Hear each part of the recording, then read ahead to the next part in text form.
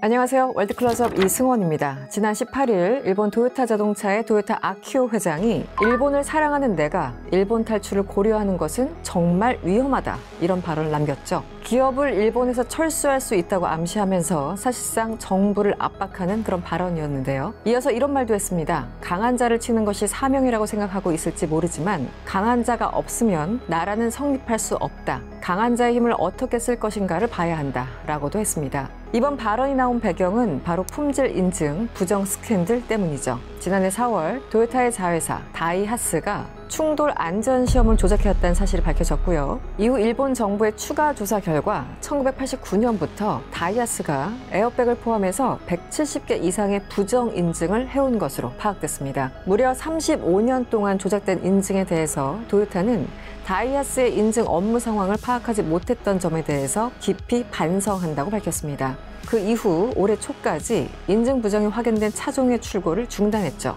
그런데 지난 2월 도요타 그룹의 디젤 엔진 납품회사 도요타 자동직기에서 유사한 부정 해이가 적발됐고요. 6월에는 도요타를 포함한 일본 5개 자동차 회사에서 38종의 차량에 추가로 부정 인증이 있었다는 것이 드러났습니다. 1년 사이 부정 이슈가 잇따라 발생한 거죠. 조사 결과 도요타의 부정 행위는 지난 2014년부터 이어진 것으로 확인됐고요. 대상 차량은 약 170만 대로 집계됐습니다. 도요타 자동차에서 부정이 적발된 7개 모델은 크라운과 렉서스 RX 등 과거 4개 모델, 그리고 현재도 생산 중인 코롤라 필더와 야리스 크로스 등 3개 모델인데요.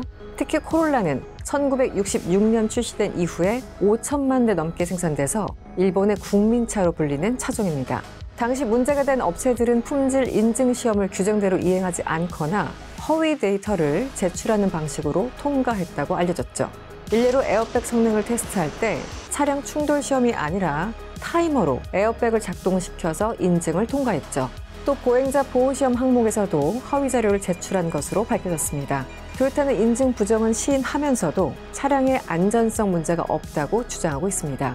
세계 1위 완성차 기업인 토요타 자동차에서 조작 행위가 있었다는 사실이 밝혀지자 예상대로 상당한 파장이 일고 있습니다. 우선 일본 정부는 이번 스캔들로 도요타의 인증 부정과 관련된 모델들을 추락, 정지시켰습니다. 이 사태로 인해서 도요타의 품질 경영과 일본 자동차 산업 전반에 대한 신뢰도가 흔들리고 있는데요. 동시에 해외 기준 위반 가능성까지 제기되면서 국제적인 파장이 우려되고 있습니다. 도요타 회장의 발언은 바로 이런 맥락에서 나온 건데요. 그래서 오늘은 세계 1위 자동차 기업인 도요타는 어떤 기업인지, 또 회장의 일본 탈출 발언은 어떤 의미를 담고 있는지 전문가와 알아보도록 하겠습니다.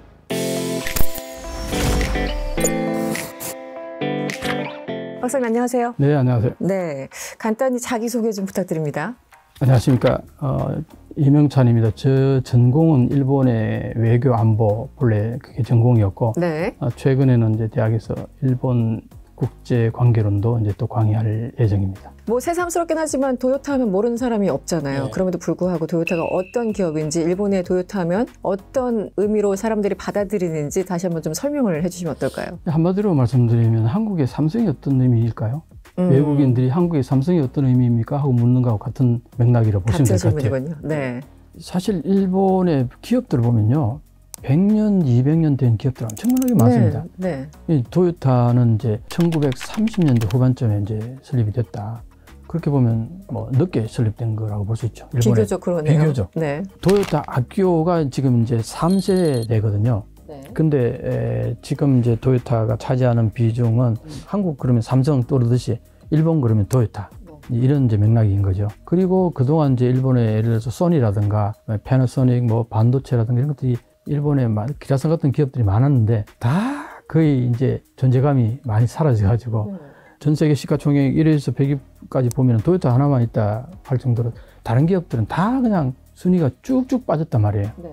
그만큼 이제 도요타 그러면 이제 일본의 마지막 남아있는 자존심 뭐 이런 맥락이라고 보면 돼요. 그러네요, 정말. 네.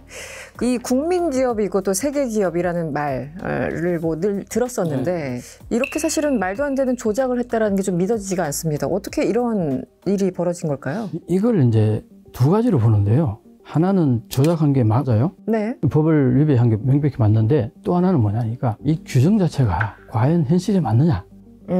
이 문제를 강하게 제기를 했어요. 특히 그러니까 도요타 측에서요? 도요타 측에서 네. 도요타 회장이 네. 사실 우리는 잘하고 있는데 우리 나름대로 최고의 그 악조건에서 시험도 하고 그 다음에 정부가 제안한 그 규정보다도 더 엄하게 시험을 해서 다 합격한 것 그래서 출하를 하는데 네. 단지 정부가 정해진 그 규정 거기에 조금 안 맞다고 이게 부정이다 이렇게 얘기하는 것에 대해서는 상당히 위화감을 느낀다 이런 마인드예요. 어쨌든 그 규정에 어긋난 건 맞는데 네. 우리가 그렇다고 하더라도 뭐 안전성 문제나 그렇죠. 이런 거에서는 문제가 없다라고 지금 반박하는 상황인 그렇죠, 그렇죠. 거군요. 안전성은 전혀 문제 없다. 우리 나름대로 오히려 더 안전하게 만들고 있다. 이게 이제 왜 이런 일이 발생했냐 하니까 네. 지금 일본에 이런 얘기 참 많습니다. 뭐 쓸데없는 작업이 너무 많다는 거예요. 이게 지켜도 되고 안 지켜도 되고 네. 뭐 결정적으로 안전에 문제가 있다거나 위험하다든가 이런 게 전혀 아닌데도 불구하고 규정에 예를 들어서 1100km로 기록되어 있는데 1800km로 했다 그러더라고요. 1100km보다 1800km면 훨씬 더 강하게 강한 부딪히니까 충격. 이걸 견뎌내면은 1100km는 견뎌내는 거 아니냐. 그렇잖아요. 네. 아니 우리는 더 강하게 실으면 이게 규정 위반이라고 하니 참 환장하겠다 이 얘기예요. 그런데 정부와 그런 부분에 있어서도 약간 좀 공방이 있더라고요. 어쨌든 네. 우리는 뭐 예를 들어 1200km 정도로 기준을 마련했고 그럼 거기에 맞게 해야지 왜 멋대로 기준을 바꾸느냐 이렇게 하면서 지금 정부랑 도요타랑 공방이 있는 것 같은데 어쨌든 도요타 입장에서는 훨씬 더 강력하고 꼼꼼하게 하고 있다 이런 거네요. 네, 그렇죠. 그리고 불필요한 규정들이 뭐 사실상 한 50개 정도만 하면 되는데 정부가 이것저것 간섭해서 한 100개 정도 있다 뭐 이런 건가요? 그런 것도 있고요. 네. 명확하지 않은 거. 법이 언제 만들어진지 아세요? 언제 만들어진 거예요? 1951년도 만들어진 거예요. 그 기준으로 계속 가고 있다고요? 지금도? 네. 차종이 이렇게 바뀌기도 했는데요. 그러니까요. 이제 여기에서 내가 그걸 보는 순간 아 이게 문제가 좀 있겠구나. 일본에는 매뉴얼 사회라는 얘기 많이 하잖아요. 그렇죠. 매뉴얼 한번 정해놓으면 쉽게 바꾸질 않아요. 하지만 자동차 같은 경우는 계속 기술 발전이 있는데 그러니까요. 51년도에 그 법을 만들어 놓은 게 지금 현재 적용을 시키니까 불만이 있을 수는 있겠네요. 정말. 불만이 있을 수 있죠. 충분히. 이 일본 정부가 어떤 면에서는 매뉴얼을 정해놓으면은 그 매뉴얼에 상당히 강하게 적용을 하기를 요망을 해요. 그런데 이게 왜 법 개정 안 되고 지금까지 왔느냐? 이 부분이 재밌는 부분이 하나 있어요. 어떤 거죠? 이 규정들이요. 굉장히 까다로워가지고 새로운 기업이 새롭게 진입하기에는 엄청난 장벽이랍니다. 이게. 도요타라든가 혼다라든가 기존의 자동차 회사로서는 엄청난 방패막이가 돼준 거예요. 이게 좀 양가적이네요. 일단 기존 그러니까요. 도요타 입장에서는 진입장벽을 높여놔서 네. 다른 기업이 못 들어오게 하고 네. 그런데 어쨌든 내부에서는 불만이 있고 네. 뭐 이런 상황이네요. 그 초기에는 이제 자기들한테 방패막이가 돼준다는 개념이 강했는데 최근에는 이걸로 인해서 그 자기한테 이제 비난이 들어오니까 그렇군요. 어떤 문화라는 게 항상 긍정적인 역할만 하는 건 아닌데 이제 어쨌든 일본 하면은 뭐 장인 정신 이런 단어가 떠오르고요. 근데 한편으로 보면 이제 상명하복에 대해서도 굉장히 말을 많이 합니다.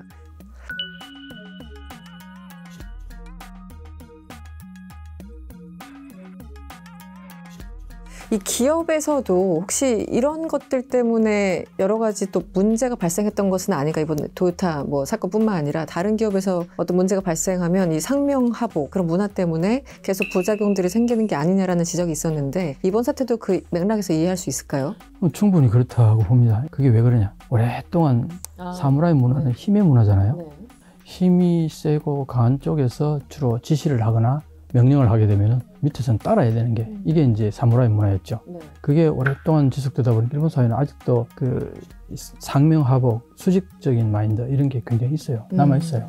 그게 이제 기업 문화에도 그대로 남아 있겠죠. 그러니까 현장에서는 도요타 자체적인 어떤 규정을 갖고 거기에 시험을 하잖아요. 네. 자기들은 더 혹독한 그 환경 속에서 시험을 했다. 그렇게 해서 더 안전하다 이렇게 얘기를 하는데 그런데 국가가 정해준 기준이 있을 거 아니에요. 그럼 그것도 또 맞춰야 된단 말이에요. 네. 그 현장에서는 이중으로 이 시험을 해야 되잖아요. 그런데 납기 기한을 정해놓는다 위에서 그런데 시험을 했는데 뭔가 좀 부족하다. 그럼 어떻게 돼요? 그 다시 또 해야 될 거 아니에요. 네. 그걸 못 한다는 거예요. 왜? 납기를 맞춰야 된다. 위에서 내려오는 그 명령에 맞춰야 된다. 네. 이런 문화가 있다는 거예요. 그래서 이거는 도요타의 하나의 문제가 아니고 네. 일본 사회 전반에 다 녹아들어 있는 문화다 그렇게 얘기를 하더라고요. 얼마 전에는요 일본 정부가 그 GDP를 올리기 위해 가지고 건설회사에다가 3분기하고 4분기하고 이중으로 카운트하도록 지시까지 내렸어요.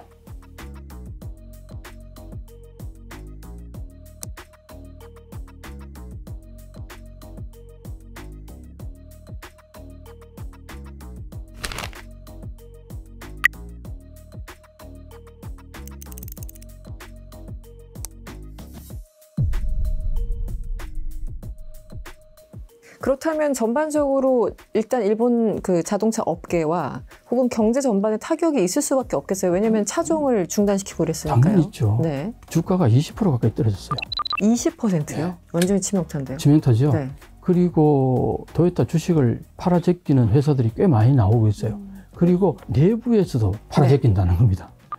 이 그래프를 보면은 20년에 보니 98.3, 21년에 97.72, 22년에 95.58 여기까지는 굉장히 높잖아요. 거의 뭐 100%에 거의 100%로 네. 무한 신뢰를 보여줬는데 네. 2023년도에 84.57로 팍 떨어졌죠. 작년에 문제가 확 불거진 그때인가요? 여기 자회사, 아, 자회사 문제. 일본 자회사 문제가 발각된 거 아닙니까? 네. 이제 그래서 이제 아마 이게 그때 반영이 된 것 같고 이번에 24년 올해에 주주총회를 했는데 72.93%예요. 확 떨어졌네요. 정말. 2인자인 사장은 97%가 98% 가까이에요. 그러니까 도요타 회장한테 완전히 화살이 다 이제 가는 거죠. 숫자만 보더라도 명확히 보이는데요. 98, 97 이렇게 되다가 네. 72%로 확 떨어졌으니까. 72% 확 떨어지니까 이번에 만약에 네. 수정이 없고 뭔가 제대로 안 되고 주식이 안 오르고 이렇게 되면 다음 어떻게 될지 몰라요. 그런데 그 야키오 회장이 이런 얘기를 했잖아요. 일본을 떠날지도 모른다. 이게 어떤 기업의 회장이든 이런 말을 한다는 건 쉽지가 않은데 더구나 일본의 도요타의 회장이 이런 말을 했다고 해서 저는 약간 가짜뉴스인 줄 알았어요. 그런데 어떤 맥락에서 이런 말이 나왔고 이 야키오 회장은 어떤 분인지 좀 설명을 부탁드립니다. 일본에서는 한국의 삼성보다도 일본의 도요타가 더 상징적이라고 봐요.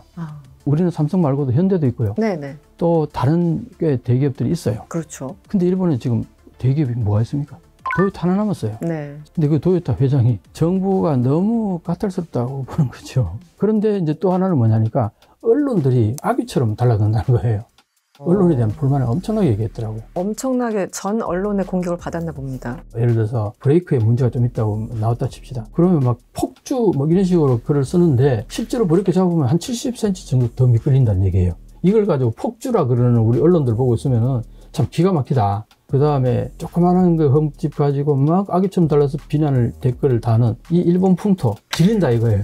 그동안 뭐 여러 가지 이제 감정들이 정말 폭발돼서 이 한 문장으로 정리가 된 것 그렇죠. 같은데 일단 일본을 떠날 가능성은 없는 거죠, 당연히. 가능성이 있겠어요? 제로인 거죠. 제로죠. 그 아키오 회장이 일본을 떠날 수 있다는 발언 자체는 정부에 대한 불만이자 또 압박이기도 한데 그 이후 정부가 뭐 보이는 움직임이나 이런 게 있나요? 규정을 좀 바꾸자. 아키오 회장이 강력하게 이제 문제 제기하는 것 같아요. 네네. 모네춘추라고 하시죠. 일본에. 거기에 아주 길게 인터뷰를 했더라고요. 거기에서 내가 이런 얘기 하면 안 되지만 범법을 저지른 내가 어긴 규정 자체가 문제가 있다. 그걸 바꿔야 된다고 내가 얘기하면 안 되지만 하면서 계속 그 얘기를 하는 거예요. 어떤 규정을 했으면 좋겠냐 하니까 전 세계에서 가장 혹독한 규정을 가지고 일본의 자동차 시험을 하도록 규정을 바꿔가지고 일본에서 통과되면 전 세계에서 어디든 다 통과될 수 있도록 그렇게 바꿨으면 좋겠다 이렇게 얘기를 해요. 자, 이렇게 되면 어떤 현상이 벌어지냐. 도요타는 가능하겠지만 그 밑에 랭킹이 있는 떨어지는 그쪽에서는 너무나 엄격한 그 규정을 과연 지킬 수 있겠냐. 다 도산할 가능성이 있지 않느냐. 질문자가 또 그렇게 얘기하더라고요. 좋은 의미긴 하지만 게임의 룰을 내 중심으로 만들겠다라는 의미로도 와 닿으니까 조금 더 범위를 넓혀서 한쪽 편에 뭔가 문제가 생기면 반사이익이라는 게 있지 않습니까? 마침 우리나라에는 현대 기아차라는 굉장히 좋은 기업이 있습니다. 이번에 도요타 이 문제로 우리나라 기업이 반사이익을 받을 가능성이 좀 있나요, 박사님? 충분히 있죠. 충분히 있어요. 충분히 있죠. 일단 일본의 자동차에 대한 그 도요타에 대한 신화적인 신뢰감 맞아요. 이게 많이 손상됐을 거예요. 그렇죠. 해외에서 볼 때. 보세요. 지금 71% 떨어져 72%까지 지지도가 떨어졌는데 가장 강력하게 반대한 사람은 미국에 굉장히 큰 지분을 갖고 있는 사람이 나는 아키오에 대해서 반대한다 하고 투표를 던졌다는 겁니다. 좀 불안불안하다, 주주로서. 그런데 어쨌든 이번에 최고의 업적을 남겼단 말이에요. 그러니까 지금 제일 많이 팔린 거죠. 역대. 그게 이제 이런 게 있어요. 지금 이제 N저가 되다 보니까 밖에서 1달러를 벌게 되면 그전에는 110N으로 계산이 됐잖아요. 지금 1달러 벌면 얼마입니까? 160엔. 160엔. 그러니까 그렇게 계산되면 120엔에서 160엔으로 40엔 더 번 걸로 계산이 되잖아요. 부정 인증 관련해서 굉장히 많은 게 적발됐고 지금 네. 출하를 중단시킨 상황이라서 이게 회복하는 데까지 상당히 좀 시간이 걸릴 것 같고 그렇다면 우리 기업은 그만큼 또 시간을 벌면서 더 많이 팔 수 있고 이런 네, 함수 관계가 있는 건가요? 그래서 지금 현재 일본의 GDP도 뭐 0.1이나 0.2% 정도는 떨어질 가능성도 있다. 그렇게 보더라고요. 네. 자동차를 많이 못 팔게 되니까. 지금 현대하고 기아차는 EV 쪽으로 네. 엄청난 업적을 보이고 있잖아요. 그렇죠. 이게 EV로 시프트 되는 순간 도요타는 이제 현대나 기아에 적수가 못 돼요. 그래서 일본에서 그걸 엄청 염려하고 있어요. 저쪽은 하이브리드 네. 쪽이어서. 하이브리드로 버티고 있는데 네. 이거는 사형산업이란 말이에요. 엔진은 반도체가 어땠습니까? 일본에. 반도체가 80년대 후반, 90년대 중반까지 피크를 갔다가 한순간에 나락으로 떨어진 게 PC 쪽으로 갈아타지 못해서 그랬어요. 네. 전 세계가 PC가 엄청나게 보급되면서 반도체가 완전히 그쪽으로 다 들어갔는데 일본에서 그걸 갈아타지는 못했던 거예요. 뻔히 알면서도 그걸 못했단 말이에요. 이번에도 EV 쪽도 그럴 가능성이 상당히 높아다고 보는 거예요. 일본에서는. 일본은 왜 이러냐? 뻔히 눈에 보이는데 왜 안 하느냐? 네. 그런데 이제 왜 이러냐 하는 부분을 꼭 한번 설명해야 돼요. 내연기관에 그게 들어가는 부속품들이 1차 그렇죠. 하청업, 2차, 하청업체. 3차 하청업까지 쭉 있어요. 거기에 딸린 식구가 350만. 350만 원. 네. 하청기업도 다 무너질 거 아니에요. 이것 때문에 쉽게 시프트를 못 하는 거예요. 그런 부분이 있기 때문에 조금만 장기적으로 보면은 자동차도 한국, 현대, 기아가 반드시 압도할 거예요. 앞설 수밖에 없는 구도다. 지금 상황으로 구도적으로 보면 반도체도 그랬죠. 전기 전자 제품도 그랬죠. 조선업도 우리한테 다 넘었어요. 이제 마지막 남아 있는 자동차도 한국으로 넘어올 가능성이 상당히 농후하다. 알겠습니다. 박사님 모신 김에 어쨌든 그 엔저 말씀하셨잖아요. 네, 요즘 네. 그것 때문에 네. 방송도 많이 하시는데 예. 엔저는 언제까지 이렇게 가는 겁니까? 지금 그나마 엔저로 버티고 있는. 엔저로 버티고 있는데 지금 왜 엔저로 가냐 하니까 일본은 최근 한 30년 가까이에 일본 GDP의 15배, 얼마 전에 14배라는데 그 정도 돈을 풀었는데 달러는 2.5배 정도 풀었다는 거예요. 미국 비교가 안 GDP의 되네요. 2.5배. 네. 2.5배 푼 달러하고 15배 가까이 푼 엔하고 어느 게 더 가치가 있겠어요? 이건 산수예요. 네, 네. 근데 이게 지금까지는 그게 몰랐어요. 전 세계 시장이, 전 세계 사람들이 이 내부 사정을 잘 몰랐는데 네. 이번에 엔저가 되면서 왜 엔저가 이렇게 자꾸 가냐 하면서 내 같은 사람들이 알게 된 거예요. 네, 네. 그러니까 딴 사람들은 말할 것도 없잖아요. 전문가들은. 일본이 너무 많이 풀어놓은 돈 때문에 이거는 180엔, 200엔, 350엔 순식간에 갈 가능성이 있다. X데이를 얘기해요. X데이. X데이요? 네. 왜 물을 끓으면 어떻습니까? 99도까지는 조용히 있다가 네. 임계점이 딱 넣으면 바락 끓잖아요. 네네. 딱 일본 엔저가 지금 그런 현상이라고 보는 거죠.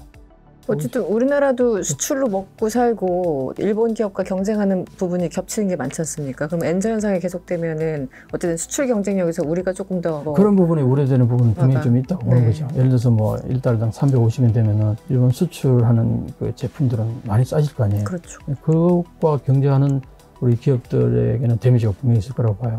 그렇긴 한데 문제는 뭐냐니까 네. 일본이 1달러당 엔하고 그 정도로 저하가 되면 일본 경제 자체가 붕괴가 돼요. 그게 그대로 유지되면서 기능을 하느냐가 아니라는 거죠. 지금 일본 국민들은요, 실질 임금은 27개월 마이너스가 계속됐어요. 근데 물가는 오르잖아요. 돈을 못 쓰는 거죠. 엔겔 개수가 계속 높아지고 있답니다. 일본에서 엔겔 지수를 얘기하는 게 너무 좀 민망한데요. 민망하죠. 네네. 제4위 경제대국 이러는데 엔겔 지수를 얘기하고 있어요, 지금. 또 놀라운 거는 해외에서 온 사람들, 특히 달러권에서 온 사람들은 일본의 물가가 한 4분의 1 정도로 느껴진다는 거예요. 왜 그러냐? 일본은 30년 동안 임금이 그대로예요. 오히려 마이너스 약간. 네네. 이런 상황인데 미국 같은 경우에는 이 기간 동안에요. GDP가 성장했고 자기 봉급은 3배, 4배 올랐잖아요. 네. 그런 사람이 와가지고 일본에서 돈 쓰니까 와 너무 싸다. 너무 싸다. 호텔을 짓는데 지금 네. 호텔을 5성급, 6성급을 많이 짓는다 그래요. 네. 일본에서. 관광객들이 밀려 들어올 거라는 걸 아는 거죠. 다른 것도 아니고 호텔을 짓는다는 거는 장기적인 플랜이 있을 텐데 그만큼 엔저가 계속된다라는 그 맥락이 깔려 있는 깔려 있는 거네요. 거죠. 네, 오늘 일본 도요타 부정 이슈와 관련해서 박사님 모시고 여러 가지 얘기를 나눠봤습니다. 오늘 말씀 고맙습니다. 예, 감사합니다. 도요타의 인증 부정 스캔들과 아키오 회장의 발언은 일본 자동차 산업의 현 주소를 여실히 보여주는 사건이 될 듯한데요. 세계 1위 완성차 기업이라는 명성이 흔들리고 있는 도요타. 이번 사태는 단순한 기업 윤리의 문제를 넘어서 일본 경제와 산업 전반에 커다란 영향을 줄 것 같습니다. 월드클로즈업 이승원이었습니다.